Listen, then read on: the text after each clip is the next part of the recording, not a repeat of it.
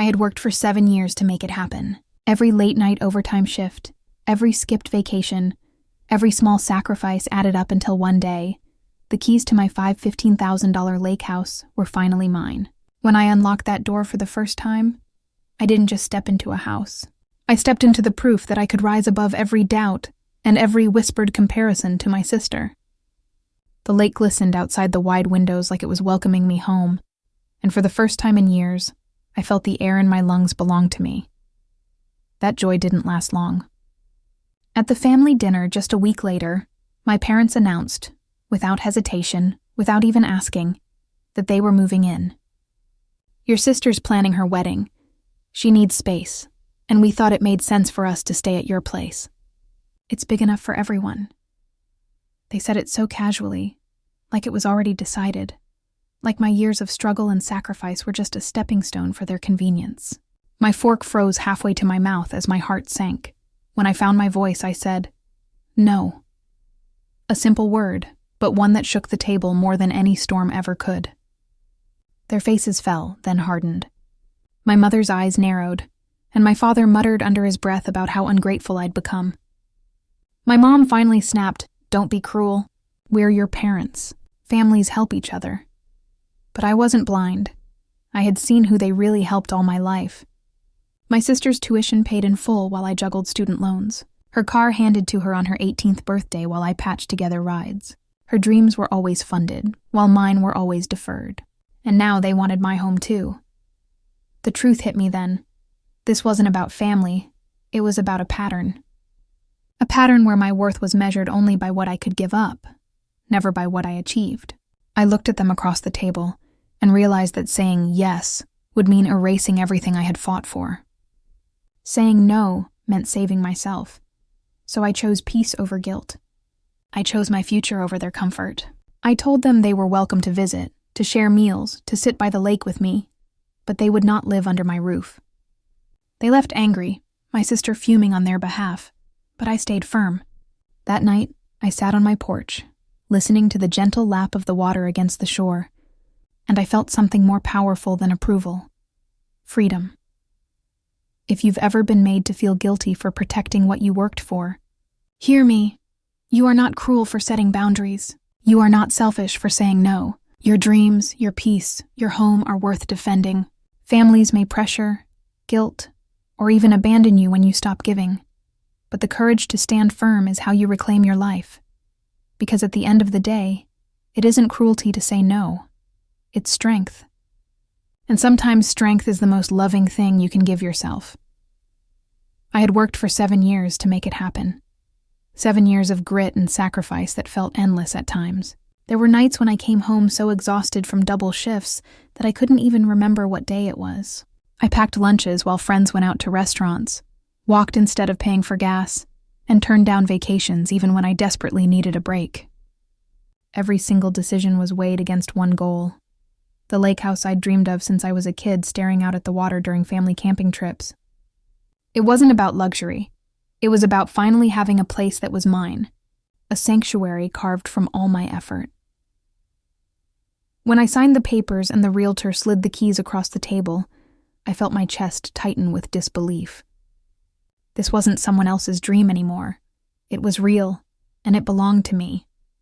The first time I unlocked the door, the scent of new paint and fresh wood filled my lungs, and I just stood there in the entryway, soaking it in. The sunlight spilled through the wide windows, casting long golden streaks on the hardwood floor, and outside, the lake shimmered like a living jewel. I dropped my bag, kicked off my shoes, and walked straight to the porch. The water was calm, reflecting the sky like a mirror, and in that moment, I felt a peace I hadn't known in years. That house wasn't just a building. It was proof that I could rise above every doubt, every slight, every whispered comment that I would never measure up to my sister. I remembered the voices of relatives who'd said, "She's the smart one," or "She'll be the success story," while I was treated as the backup plan, the reliable one who'd settle for less. Standing in my lake house, I knew I had rewritten that story. Every sacrifice had led me to this point, and the key in my hand felt like a medal, a trophy, a declaration that I had done it. For the first time in years, the air in my lungs felt entirely my own, free from anyone else's expectations. That joy didn't last long, though. Just a week after moving in, I was sitting at the dinner table with my family when my parents dropped a bombshell so casually that it felt like they had rehearsed it. My mom was serving roasted chicken, chatting about my sister's upcoming wedding, when she suddenly said, "We've decided it'll be easier for everyone if we move into your lake house. Your sister needs all the space she can get at home while planning everything, and your place has plenty of room. It's perfect." I froze, the fork halfway to my mouth, the steam rising off my plate while my brain tried to process her words. Move into my house? The one I had broken myself to afford? They didn't ask. They didn't even pause to see how I felt about it. It was delivered like a fact, as if my years of struggle, the countless nights I cried into my pillow because I couldn't see an end to the grind, had just been a down payment for their comfort. My dad leaned back in his chair, nodding in agreement like it was the most natural thing in the world. "We'll only take the upstairs, of course. You'll still have your space downstairs. It'll be nice for us, nice for you. Family sticking together. That's how it should be." His tone wasn't hopeful. It was final. My stomach tightened as I glanced between them, searching for any sign that this was a joke. But their faces were serious, expectant, like I should be nodding along, like it was obvious I'd hand over my home because that's what a good daughter does. The walls seemed to close in as my sister chimed in, smiling smugly. "It's a win-win. You're alone out there anyway, so it's not like anyone's going to notice, and it'll help Mom and Dad save money." The words sliced deeper than she realized. Alone?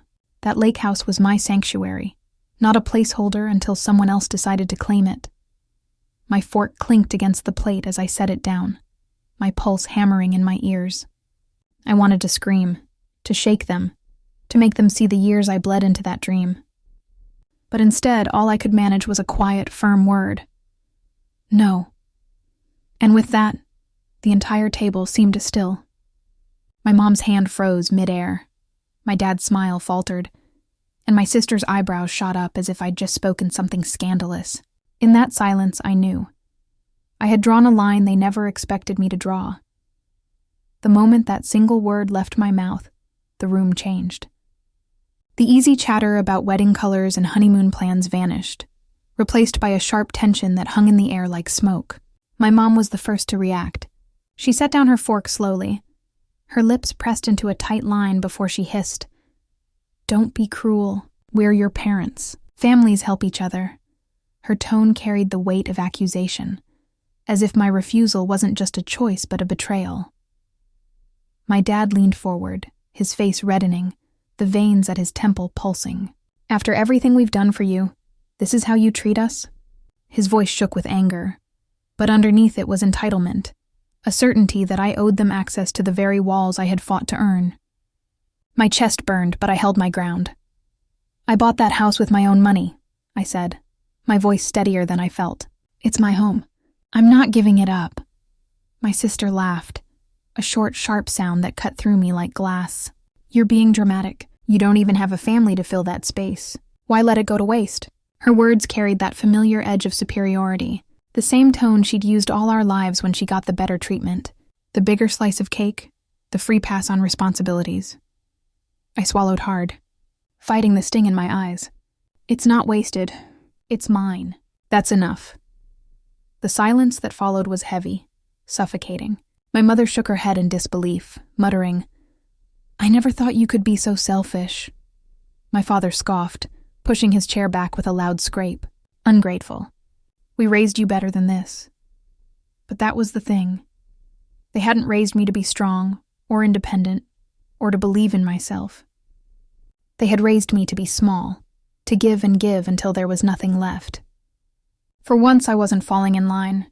For once I chose myself. As their anger washed over me, something deeper began to surface, an ache I had carried for years but rarely let myself name. This wasn't just about the lake house. It wasn't even about that one dinner. It was about a lifetime of being the afterthought. I remembered birthdays where my sister got the newest phone or a sparkling piece of jewelry, while I unwrapped sweaters 2 sizes too big, on sale. I remembered how, when she struggled in school, Tutors were hired immediately, money flowing without hesitation. But when I asked for help with my college applications, I was told to figure it out yourself. My sister had her tuition covered, her car insurance paid, and even a down payment on her first apartment handed to her like a ribbon-wrapped gift. Me? I worked 3 jobs just to keep the lights on, and still carried debt that haunted me every night. The pattern had always been there, woven so tightly into the fabric of our family that I had stopped trying to pull it apart. I was the one expected to sacrifice, to endure, to keep quiet. Whenever I dared to speak up, I was told not to make everything about me. Whenever I said no, I was shamed into saying yes. And now, with my lake house, the one thing in my life that no one could claim credit for, they were trying to fold it back into that old pattern, to remind me of my place in the family hierarchy. But sitting there, their words echoing like accusations, I felt a shift. I wasn't that quiet, overlooked child anymore. I wasn't the sibling who watched from the sidelines as all the best was handed to someone else. I was the woman who had clawed her way into a dream, brick by brick, paycheck by paycheck. This house wasn't a gift they could demand. It was my victory, and I wasn't about to let them rewrite it as theirs. That realization lit something in me. A quiet fire I hadn't known was burning all along. And once it was there, I couldn't put it out. That fire inside me grew stronger as I sat there, staring at the people who had always demanded more than they gave. For the first time, I didn't feel guilt for saying no. I felt power. It wasn't loud or aggressive. It was calm, like the steady ripple of the lake outside my window. I realized then that protecting my home wasn't selfish. It was necessary. It was the only way to protect myself from a lifetime of being consumed by their expectations. That night, after they stormed out of the restaurant, I drove back to the lake house. The road was quiet, the moon casting silver across the water, and when I stepped onto the porch, the air felt lighter than it ever had. I curled up in a chair, listening to the gentle lap of the waves against the shore, and let myself breathe. No accusations, no manipulations, no comparisons, just peace. My peace. For years I had confused love with obedience, thinking that giving in was proof of being a good daughter. But the truth is, love without respect isn't love at all, it's control. And boundaries aren't walls to keep people out. They're doors that let the right kind of love in. By saying no, I wasn't closing myself off from family. I was opening the door to a life where I could thrive without guilt weighing me down. I knew they would talk about me behind my back, painting me as selfish, ungrateful, cruel even. But their version of the story didn't matter anymore. What mattered was that I finally believed in my own. The lake house wasn't just 4 walls and a view. It was a declaration that I was enough, that my dreams were worth protecting, that I had the right to stand tall in the life I had built. And as the water whispered against the shore that night, I made myself a promise. I would never again apologize for protecting what I had earned. I would never again shrink to make others comfortable. I would never again let guilt be stronger than my own peace.